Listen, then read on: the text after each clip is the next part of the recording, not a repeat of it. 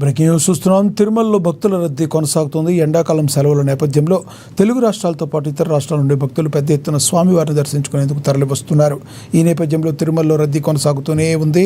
నేడు వైకుంఠం క్యూ కాంప్లెక్స్లో అన్ని కంపార్ట్మెంట్లు నిండిపోయి వెలుపల క్యూ లైన్లో భక్తులు వేచి ఉన్నారు.